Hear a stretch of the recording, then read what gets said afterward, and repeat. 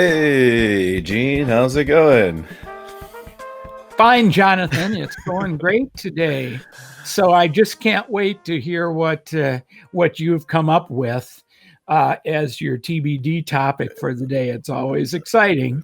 So, yeah, I guess on this episode of TBD with TLG, the topic is going to be 1031 exchanges. Yay! Oh, boy, that's a hot topic. That's good. I know that on our Facebook page, sometimes we get people who comment to us about that. So that's a good topic. Good Yeah, job, Jonathan. yeah, we definitely get a lot of questions about 1031 exchanges, what they are, you know, how, whether you can even use one in a syndication, and then how, to go about it. So I guess to kind of explain to everyone what a 1031 exchange is, it's an IRS rule that allows someone to exchange like-kind property without being taxed, right? So I guess, well, you're explaining to me earlier the kind of like the historical background of 1031 exchanges and how it came about. But I guess back in the day, companies would exchange their assets, for example, like a factory, right? Two companies each owns a factory, they would exchange it. No money has changed hands. So I guess the IRS decided, oh, that shouldn't be taxable because, you're just exchanging two things.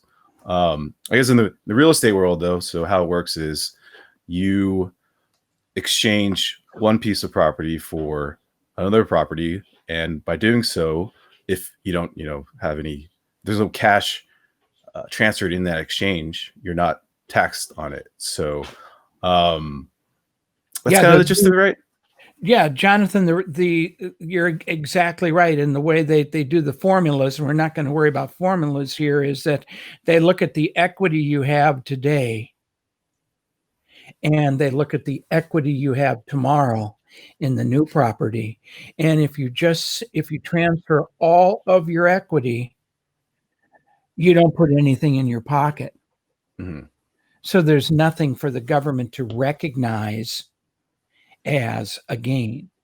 Yeah. And that's very beneficial. In the old days, you could do personal property too. If I had a bulldozer and you had a backhoe, and I needed the backhoe more than I needed the bulldozer, we could do that as long as it's business property. Now, as long as it's business property, for a long time, 1031 covered. Just move your equity in real estate from one pile of bricks and mortar to another pile of bricks and mortar. Mm-hmm.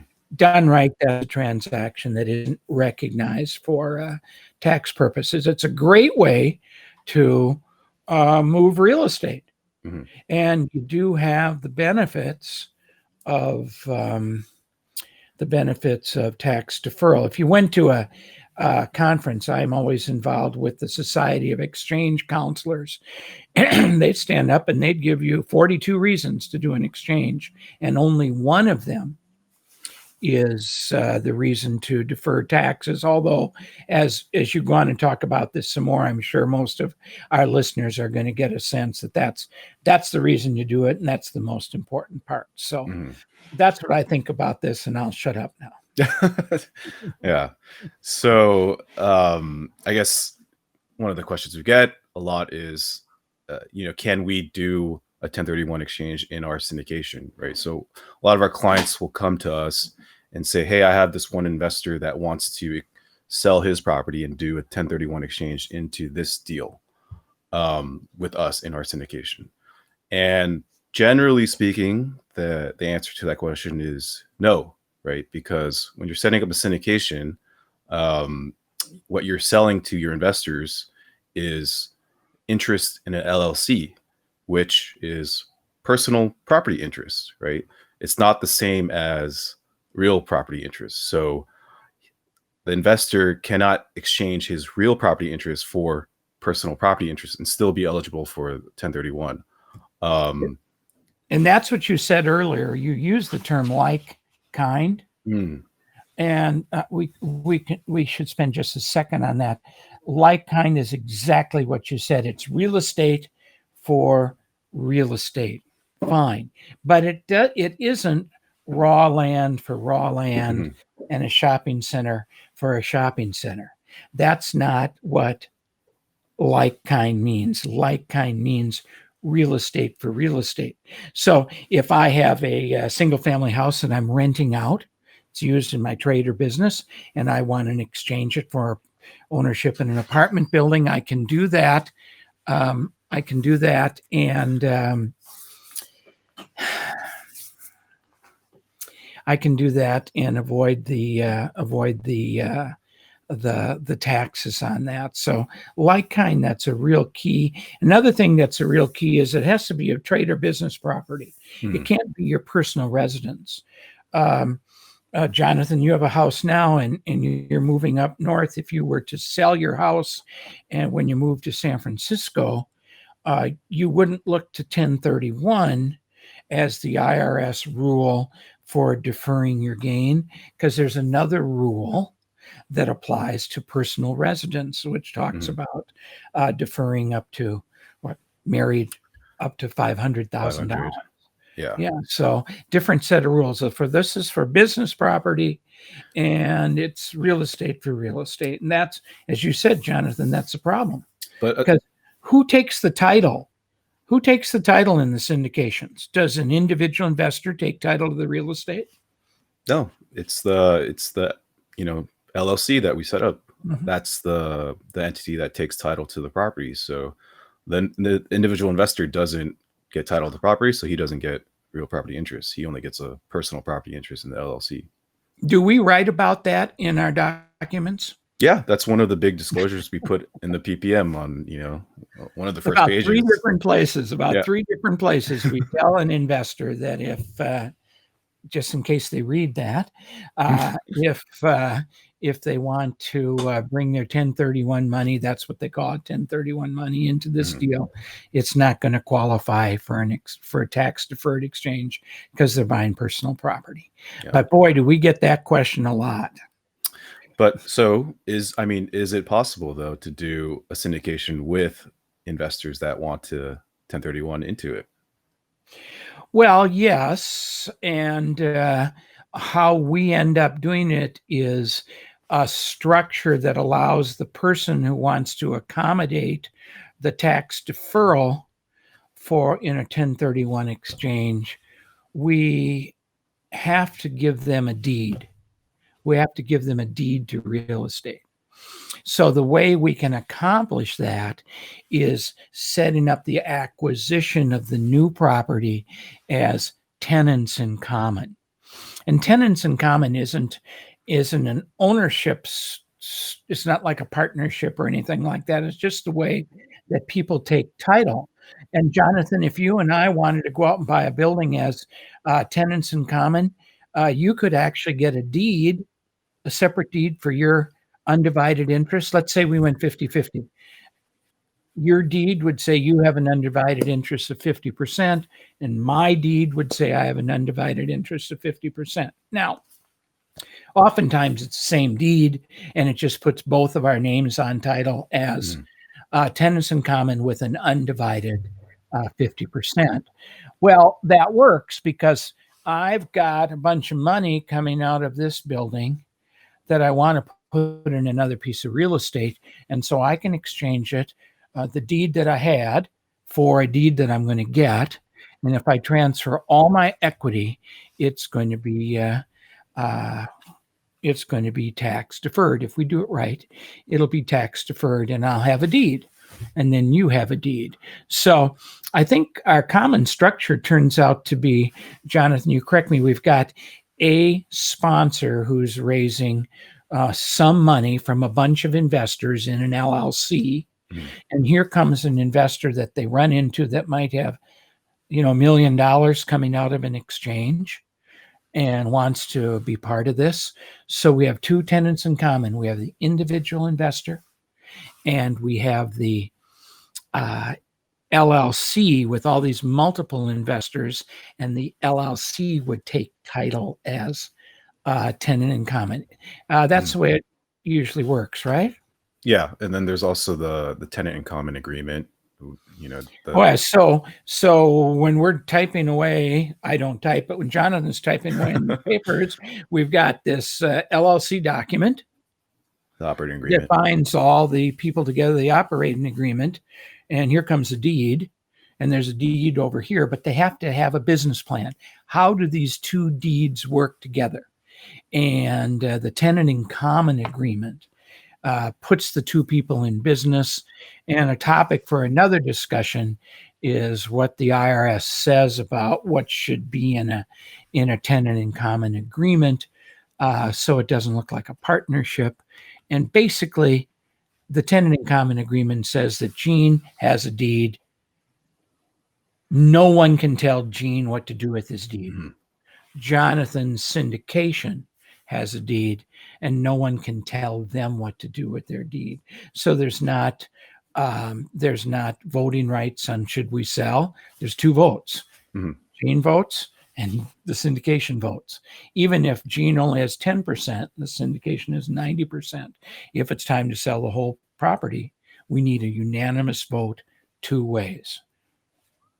The syndication and Gene. And that can be a headache if there are too many tenants in common, because even the smallest tenant in common really has a veto right. Well, no, I don't want to sell.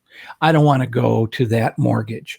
I had an experience once where we had a free and clear building in a tenant in common relationship, and one of the tenants in common refused to let the building be leased to a liquor store for religious reasons.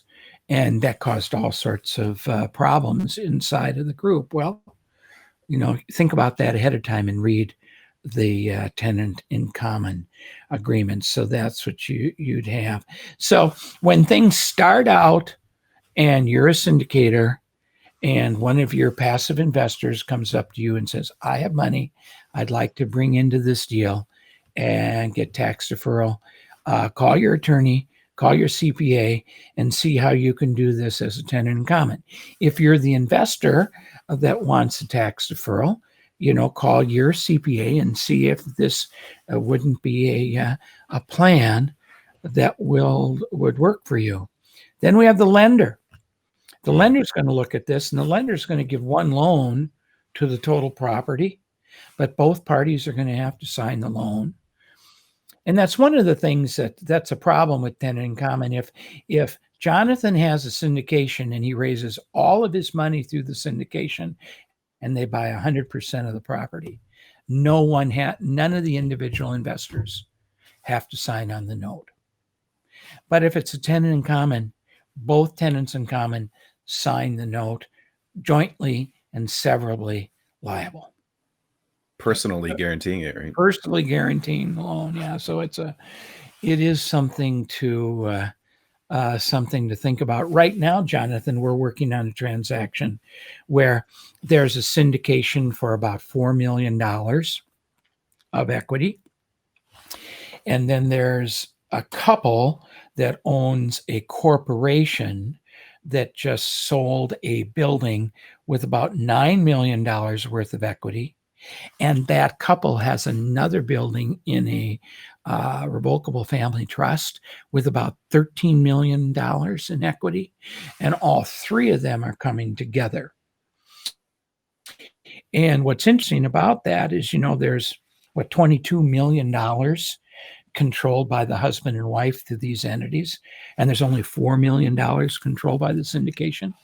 And to do anything, you're going to need 3 votes. 3 equal votes. So we have a lot of discussion going on, and what does the tenant in common agreement say? But for the corporation and the family trust, they're getting what they need: tax deferral. The syndication of the $4 million in equity isn't interested in tax deferral. They're bringing in their money.